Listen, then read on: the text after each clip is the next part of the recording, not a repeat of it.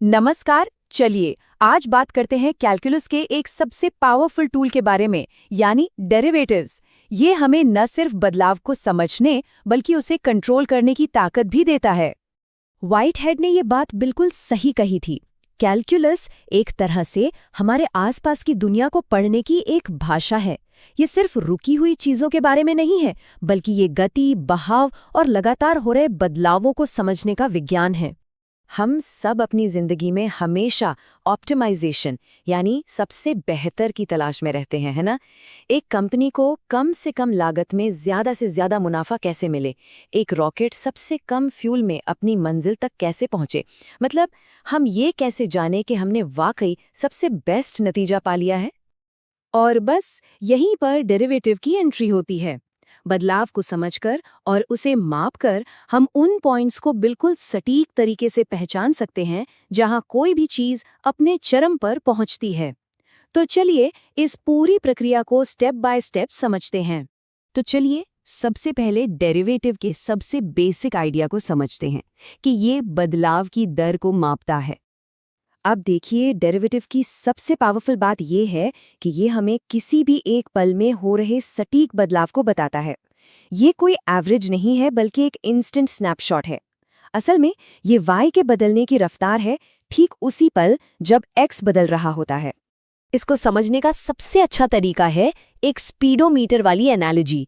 जैसे गाड़ी का स्पीडोमीटर हमें उस पल की एग्जैक्ट स्पीड बताता है, ठीक वैसे ही डेरिवेटिव हमें किसी भी चीज के बदलने की उस पल की रफ्तार बताता है, चाहे वो किसी कंपनी का प्रॉफिट हो, बढ़ता हुआ तापमान हो या किसी सर्कल का एरिया।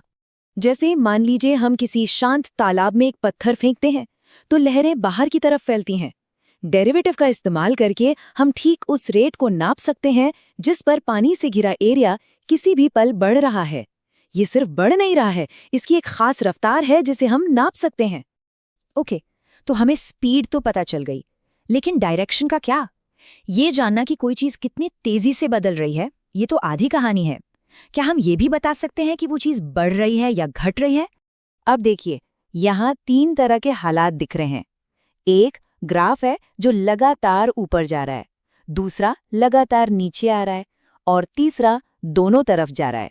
डेरिवेटिव हमें गणित के हिसाब से ये बताता है कि हम इन तीनों में से किस हालत में हैं। और रूल बड़ा ही सिंपल लेकिन बहुत पावरफुल है। अगर डेरिवेटिव यानी बदलाव की दर पॉजिटिव है तो फंक्शन बढ़ रहा है, और अगर वो नेगेटिव है तो फंक्शन घट रहा है। बस इतना सीधा और असरदार है ये। तो अब आता है असली मजा। जब हम स्पीड और डायरेक्शन दोनों को मिला देते हैं, तब हम ऑप्टिमाइजेशन के अपने असली लक्ष्य तक पहुंच सकते हैं। उन चोटियों और घाटियों को खोजना जहां हमें सबसे अच्छे नतीजे मिलते हैं। जरा सोचिए, किसी भी चीज को अपनी मैक्सिमम वैल्यू तक पहुंचने के लिए उसे पहले बढ़ना बंद करना होगा, और किसी चीज को अपनी मिनिमम वैल्यू तक पहुंचने के लिए उसे पहले गिरना बंद करना होगा। ये जो टर्निंग पॉइंट्स है ना, बस यही हमारी मंजिल है। अब मैथ्स की भाषा में इन्हीं टर्निंग पॉइंट्स को क्रिटिकल पॉइंट्स कहते हैं।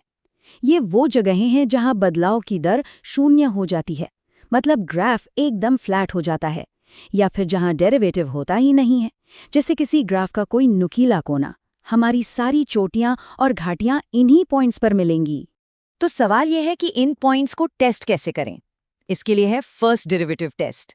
हम क्रिटिकल पॉइंट के दोनों तरफ डेरिवेटिव का साइन चेक करते हैं। अगर साइन पॉजिटिव से नेगेटिव में बदलता है, मतलब फंक्शन पहले बढ़ रहा था और फिर घटने लगा, तो हमें एक चोटी मिल गई जिसे लोकल मैक्सिमा कहते हैं।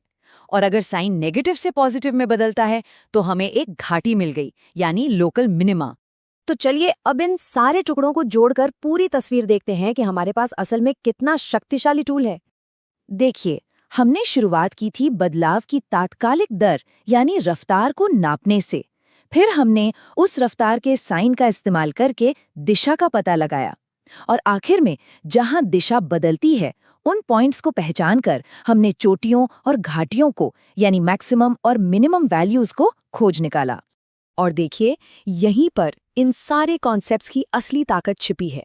ये सिर्फ मैथ्स की किताबों के लिए नहीं है, बिजनेस में प्रॉफिट को मैक्सिमाइज करने से लेकर संसाधनों की बर्बादी को कम करने तक, सबसे तेज शिपिंग रूट खोजने से लेकर इंजीनियरिंग के डिज़ाइन को बेहतर बनाने तक, डेरिवेटिव्स हमें अपने आसपास की दुनिया को सिर्फ समझने का ही नहीं बल्कि उसे बेहतर बनाने का एक तरीका देता है।